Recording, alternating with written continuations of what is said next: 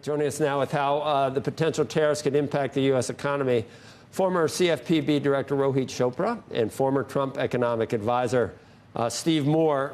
Once again, we've got a big old debate set up with two people that hate tariffs. This should be really great.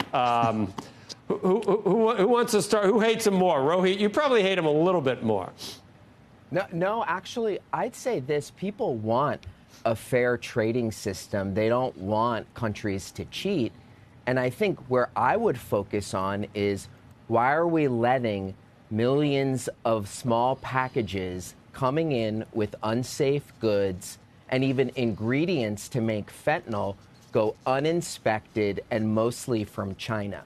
There's no question that there is unfair trading practices that really affect our workers and our businesses. But I think people are a little bit confused. What's the fixation with Canada? And there are places where we want to make sure we're protecting our workers and our businesses, but we've got to be focused on it and actually stop some of this stuff from flowing onto our shores. And then on top of that, we really see that there's some fine print in some of these trade deals that is actually helping big pharma, big tech companies, and going against some U.S. policies to lower drug prices. Steve, good God, if Rohit can find some things he likes about tariffs, you got to be able to find something. What about reciprocal tariffs, Steve Moore? Who could not like reciprocal? If they're doing it to us, why can't we do it back to them? Well, look, there's no question that Warren Buffett is right, that if you just raise tariffs across the board, then things will be more expensive. There's very little doubt about that. So Warren Buffett is right. But people forget that that isn't the only thing that Donald Trump is talking about. He also has what I call the untariff, which is that he's saying that he may raise let's say tariffs to 15%. But he's also going to say if you manufacture something here in the United States, he's going to lower the tax to 15%. So, in other words, something made in, say, Dayton, Ohio, or Charleston, South Carolina, is going to cost less, but something coming in from, China is going to cost more. So the effect of that is kind of neutral. Now, I would make another point that, remember, just last week, we had a vote in the United States House on whether we should have a $4 trillion tax increase. $4 trillion. It would be the largest tax increase in the history of the United States. And every single Democrat in the House voted for a $4 trillion tax increase. And yet these are the same people who say they're worried about inflation. I mean, imagine what that would do to costs of Americans if we walloped every family, every business with this giant tax hike.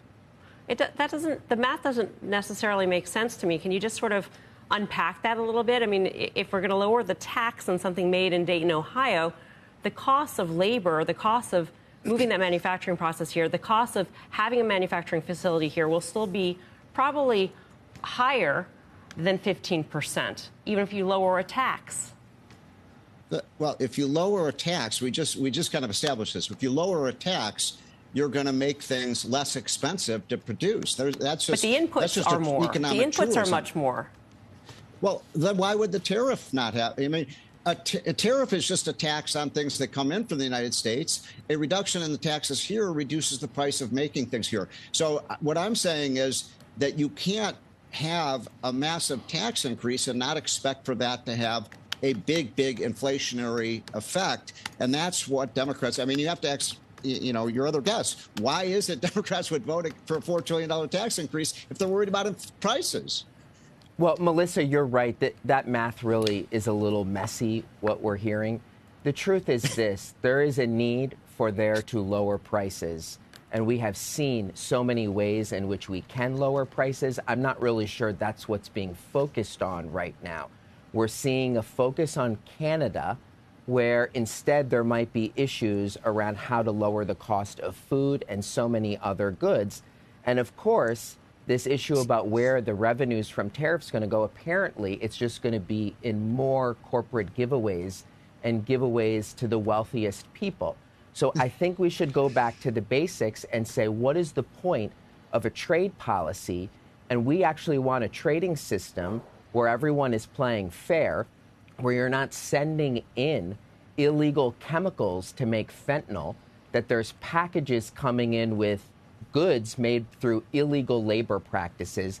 And I think we got to focus on that rather than the noise, and instead of not what families are trying to make hit their budget paycheck to paycheck. And I hear it all the time, giveaways to the wealthy and giveaways to wealthy corporations. And I never really, I mean, do you really believe that corporations can just be grouped in with the wealthy? If you lower the corporate tax rate to make U.S. corporations more competitive, and then they succeed globally and hire more people, and those people pay taxes, don't those taxes that the employees pay, don't they fund all the things the liberals and Democrats want to do? Don't they pay all the federal employees that you don't want to get rid of any of them whatsoever? Why are corporations...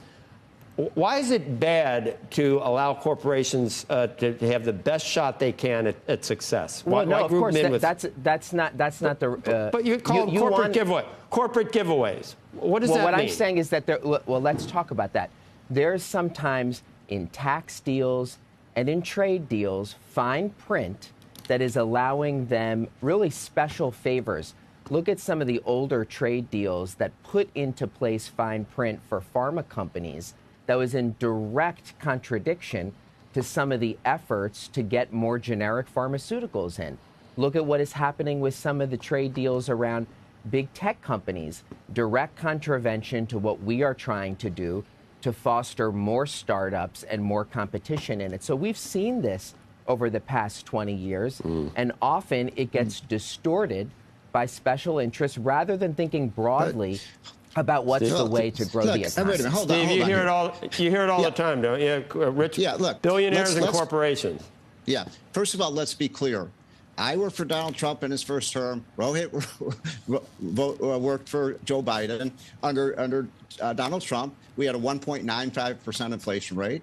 Under Joe Biden, the inflation rate was 3 to 4 times higher than that. So we actually conquered inflation. Inflation went up to 9%. When Biden was president. So why would anybody, if you're going to do all these wonderful things to reduce inflation, if there's all these ideas out there, why didn't the Biden administration do them? Why did they allow prices to go through the roof? The other point I want to make is they keep talking about tax cuts for the rich and so on. The rich pay more, larger share of taxes than any time today than in history. And you're talking about a tax bill, a tax hike that Democrats voted for, everyone in the House, that would raise the tax on the average family by $3,000. I'm sorry, I don't understand how that's going to reduce inflation. Also, don't forget, virtually every small business in America got a 20% reduction in their tax. How is raising that tax back up going to reduce inflation? So job number one is to get the tax cut done so we don't have this giant tax increase. And then we can have tariffs, but we have to make sure they're offset by other tax policies that benefit domestic producers, things that are made in the USA. Why would we tax something coming in from China less than something that's made in Dayton, Ohio? I don't understand the logic of that.